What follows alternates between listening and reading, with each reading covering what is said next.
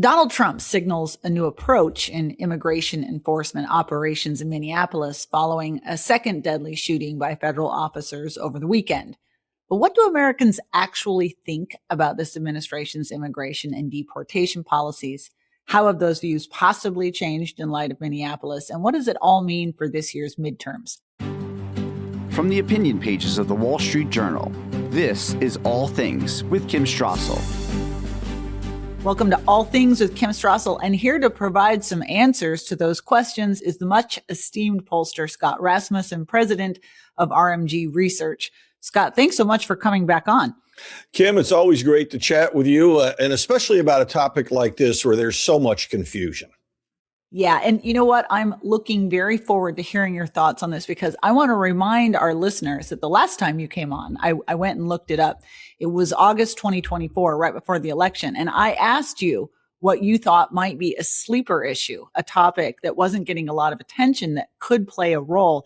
And you said the issue that you thought could become a liability for the progressive left was a question of biological males competing in women's sports. And you nailed it. So no pressure here, Scott, but you're going to have to, wow us again. Wow, that is a lot of pressure. But, let's start with something very basic. The reason for all this confusion is people throw this all into a bundle of immigration topics. And that's just wrong. Attitudes towards what's been happening in Minneapolis are different from attitudes about what the president's deportation policy is or should be. And by the way, deportation policy is different from fighting illegal immigration. It's different from border security. And those issues are different from really what our legal immigration policy should be. When you get to the big picture, views are remarkably stable. For decades, 8 out of 10 voters have said legal immigration is good for America. 8 out of 10 voters say illegal immigration is bad. For a long time, our political class just ignored that illegal part, that the illegal immigration is bad. And that's the reason, or one of the big reasons, Donald Trump is in the White House. Yeah, I think that's a good point. And let's actually start there as we break this down a little bit. Immigration was one of Trump's signature issues in the 2024 election, and one that absolutely helped him get back into office, given the chaotic open border policies of the Biden years. And when Trump came in, he did immediately fulfill a lot of those promises, most strikingly by getting the border under control, generally closing it. Right. It's since really ramped up another aspect of this, but which is, deportations. But put aside Minneapolis, one has to assume that if you look at the polling out there, that Trump presumably is still getting pretty high marks across the board for what he's done at the border, correct? That's correct. And I'll start with something very basic. When Joe Biden was in office, fewer than 1 out of 4 voters thought the federal government was even serious about trying to secure the border. They just looked at that open border policy and said, this is ridiculous. And you can go back even further, by the way. The Republicans, after Mitt Romney lost the White House, their recommendation was to go soft on immigration policy as well. One of the reasons they were so upset about Donald Trump is he went the other direction. So Biden was seen as not even trying to secure the border. People today believe the border is generally secure, not perfect, but a lot better. And they certainly believe Donald Trump is serious about it. And that opens up a different set of discussions because people say, look, until the border is secure, what's the point of dealing with everything else? And then that's where you get to the more complex things, right? Because as you say, that is, in some way, from a political perspective, the lowest hanging fruit. I'm not saying that operationally getting control of the border was easy to do, but politically, this, as you say, is sort of an 80-20 issue. People do not want to see, or maybe even more, people do not want to see illegal aliens flooding over the border, no border control. Right. That's when things get trickier, though, is that what do you then do? I mean, just as one example, what do you do with the 9 million people that came in during those Biden years? Which brings us to deportation. Now, to listen to the administration, and I'm not sure how accurate this is always, and we can talk about Right. that, but to listen to them, they are primarily focused on deporting the worst of the worst, so illegal migrants who are here and have committed horrendous crimes, murder, rape, drunk driving, also those who may have committed crimes in their own country but are now here and pose a threat. We're focused on sending all of those back. This, I think you have to assume among Americans, the notion of that is also probably pretty popular too, right? Oh, absolutely. Removing criminals. Absolutely. Deporting criminals. And look, putting criminals who are citizens in prison is popular too. I mean, that's kind of a no-brainer. As you begin to move down the list, though, you get to a point where there's more willingness to push out to deport people who came in the last few years during the Biden era.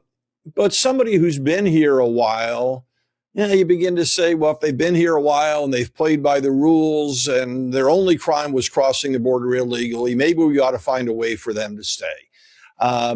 And the other thing that we're seeing, especially in Minneapolis, there's ways to go about it. And people are beginning to feel that Minneapolis is a bad example of how to go about it.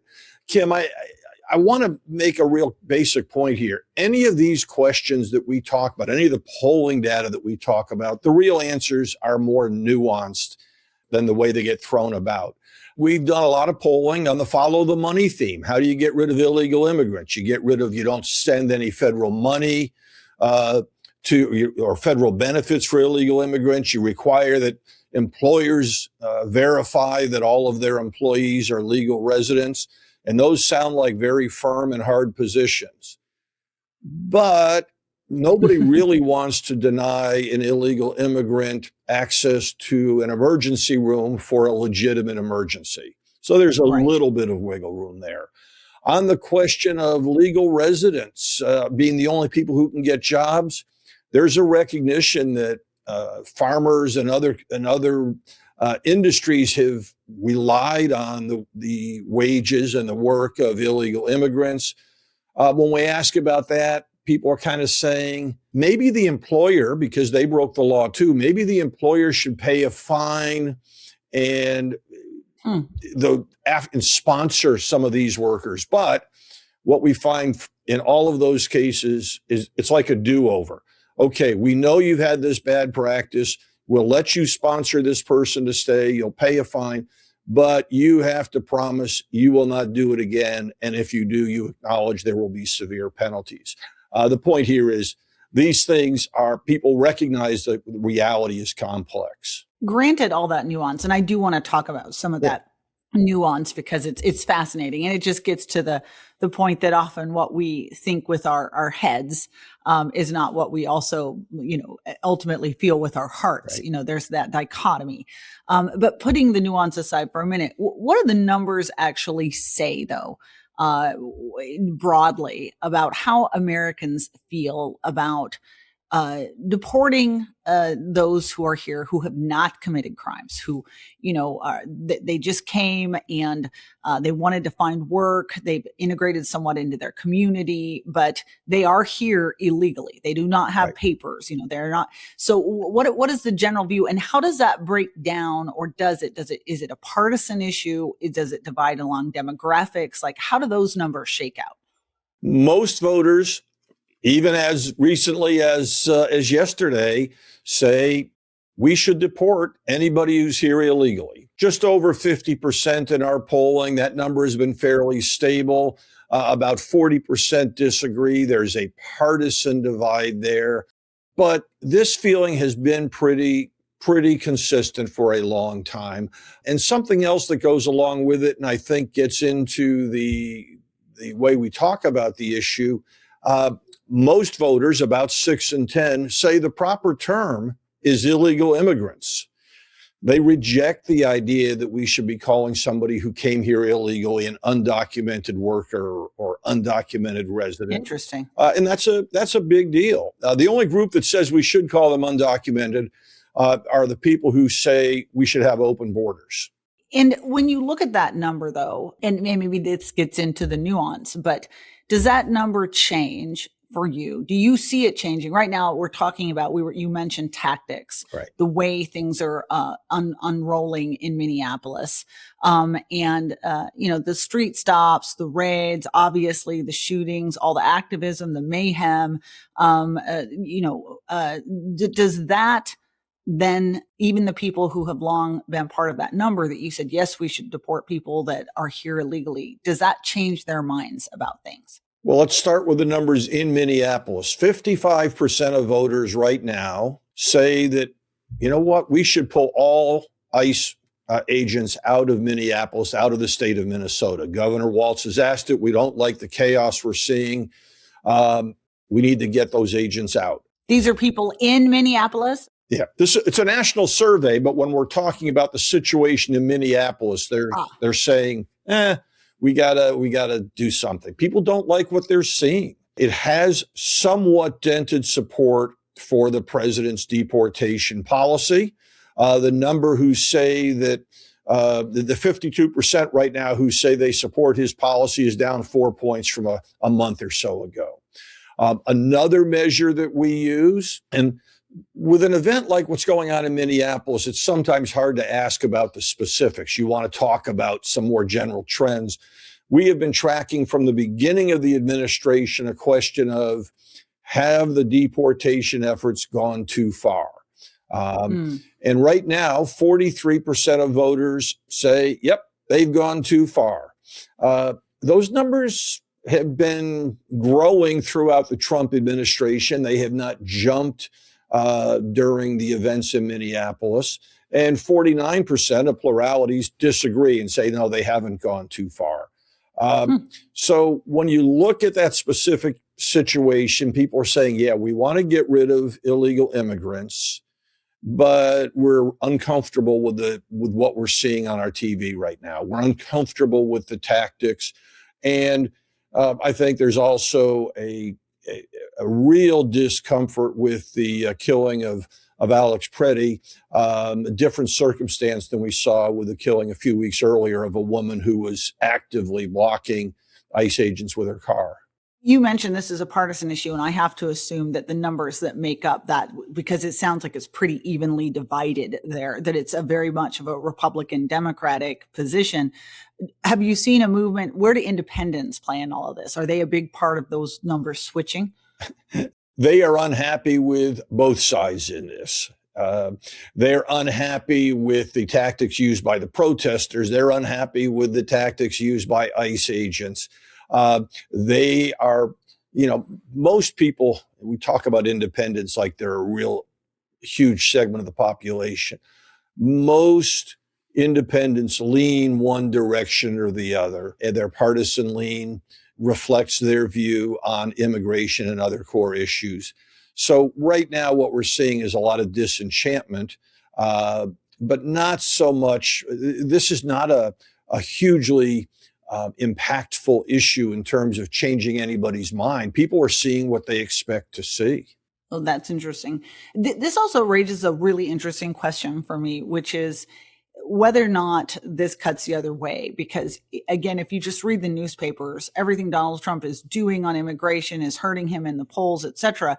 But you just made it sound as though, especially for some of those swing voters, for independents, that what you're seeing in Minnesota in terms of Tim Walz, instead of telling people to respect federal law enforcement, calling on them to go out in the streets with their phones, basically egging all this on. There's obviously an element of organized action going on here, the doxing of officers, tailing them, throwing things at them. Does that cut against Democrats in the polls? It does a little bit. I think, though, Kim, when you say that, you're reflecting a little bit of the bubble that you and I live in. Right now we find an extraordinary amount of interest in this story, but that still means that only 36% of voters are following news about Minneapolis very closely. Wow. The people who are truly political independents are the least engaged in this discussion. They won't begin to really focus on their political choices until much closer to Election Day. So there is an impact. There are stories to be told, But right now, it's a little bit too early to know how they'll unfold. I saw Kash Patel saying that he's going to be following the money to see about tie to fraud stories together, perhaps with the funding of these protests. I don't know where that's going to lead. But, those types of things are longer lasting stories. We'll see what it looks like in the next month or two. As a pollster, and that's really interesting because, this has obviously been a motivating issue for Donald Trump. Yeah.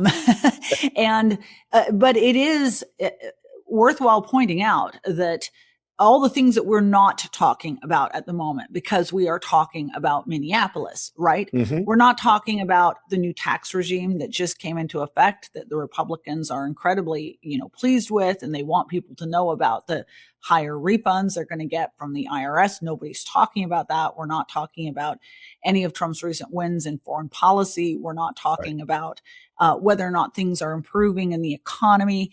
And so there's an opportunity lost there. As a pollster, if you were, advising this president, is there too much emphasis right now on immigration? And is there some wisdom of de-escalating purely for political reasons?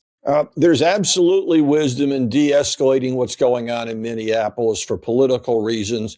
Part of it is to focus on other issues.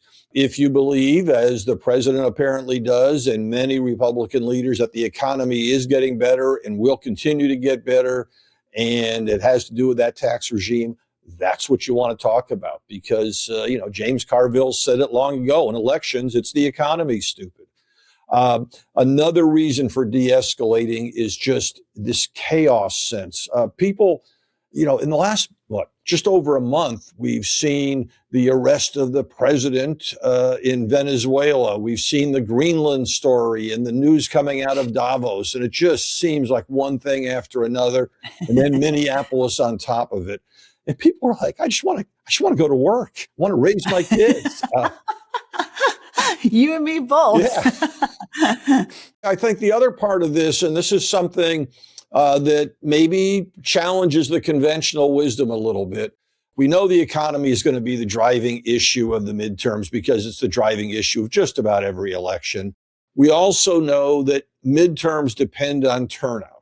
It's way too early to predict local likely voter models, but one of the things that we measure in our work are what we call is how enthusiastic are people about voting, and no surprise, Democrats, the party that's out of power, very excited, very enthusiastic. They can't wait to get to the polls and stick it to Donald Trump and the Republicans.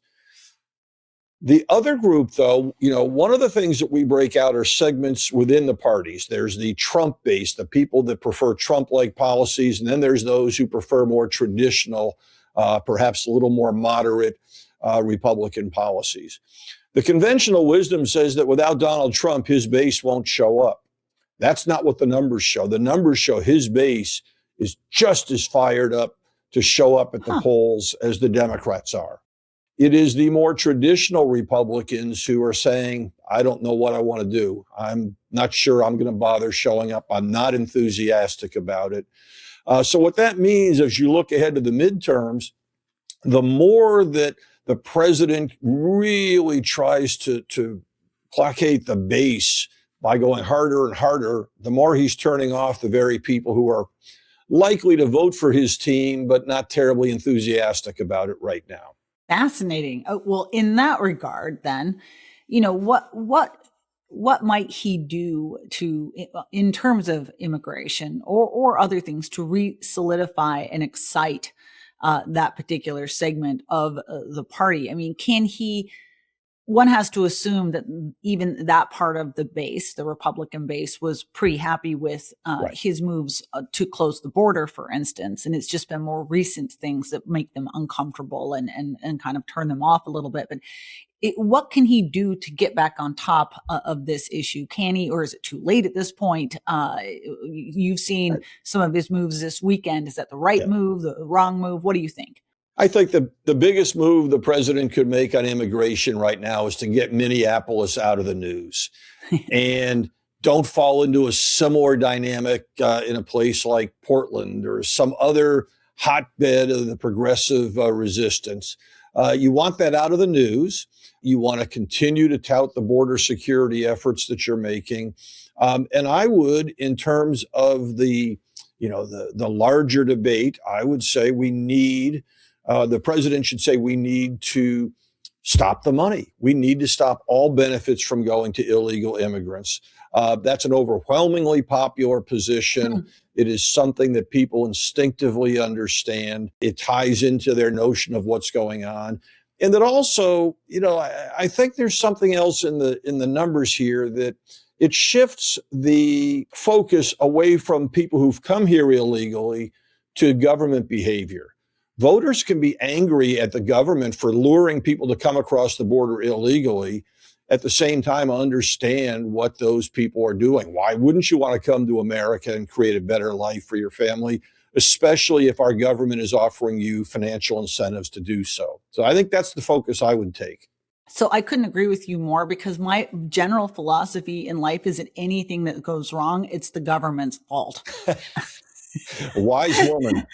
I think you can make that case in just about, and it makes people angry. Like, I think people intuitively understand that as well, too. If you break down most issues, it's mostly because government is in every aspect of our life these days, and they've done something to cause an unintended consequence, etc. Yeah, this is a little bit off topic, but to tap into that general sentiment, it's been more than 50 years since most Americans have trusted the government to do the right thing most of the time. And what that means is a majority of Americans alive today have never lived in a moment where the people trusted their government. So just to round this back to where we started, talking about deportations again, and advice for the president, de-escalating in Minneapolis. I think that all sounds like a great idea. Don't be lured into doing this in another hotbed of activist resistance. Get the conversation back on track. But in terms of policy and the fact that no matter what he does, you can be certain that the press is still going to continue following this. On deportations, he made what looks to be a little bit of a switch in Minneapolis as well, too, sending Tom home in there. This is someone who's appears to be much more focused on targeted enforcement actions aimed at kind of the worst of the worst. Is that the better way to go, rather than some of these sweeping raids that pull in a whole lot of folks to get deported? Absolutely. The first thing is, when you have those more targeted efforts, you reduce the opportunities for bad things to happen, like we saw this past weekend in Minneapolis. Secondly, every time you arrest and deport someone in that situation, you're daring the other side to defend a criminal or, somebody who has done horrible things. That's the framing you want. You want to show that you're making the country safer by doing this. So last question, because I just have to widen this out and put you on the spot in terms of big predictions. All the coverage right now is that Republicans are headed for a wipeout in these midterms. Historically, that it's often very difficult for the party in power to come out well in these. What do you see happening as we get closer to November? How bad is it for the GOP? Well, my answer is really simple. It does depend on the economy. Kim Beck, I'm old enough. I remember 1983. Polls showed that Walter Mondale was going to defeat Ronald Reagan in Reagan's reelection bid. Instead, Reagan won 49 states. What happened? It was morning in America. We had a phenomenal economy. What we have seen is, from the moment Donald Trump got elected, people have become progressively less pessimistic about the economy. There was a big hiccup during the shutdown, but we're right now at a point where the question that I like to focus on is, are your personal finances getting better or worse? And right now, the number who say better is pretty much the same as the number who say worse. That's a big improvement from the Biden era. If those numbers hold steady, the Democrats would probably win the House. The Republicans would almost certainly keep the Senate. If those numbers improve, if people begin to feel better about their personal finances, all of a sudden, the dynamics of this race will shift. They will shift in a very significant manner. And if the economy improves and if the Republicans can make the pitch that it's those tax policies that did it, then they have a shot to win the House. But Kim, I got to tell you, I'm not an economist. I'm a pollster. I can tell you what will happen if people feel a certain way. If the economy goes in the other direction and people are feeling worse in 6 months about their finances, then the Democrats will have a real chance to take the Senate as well as the House. Well, I think that's about as good a description of the lay of the land as we could possibly hope for. It's also what the Journal editorial board has been saying as well, too. Focus on the economy. It's what matters. So thank you, Scott. We want to thank you. We want to thank our listeners for tuning in. We're here every week. If you like the show, please do hit that subscribe button. And if you'd like to write to us, you can at atkim@wsj.com.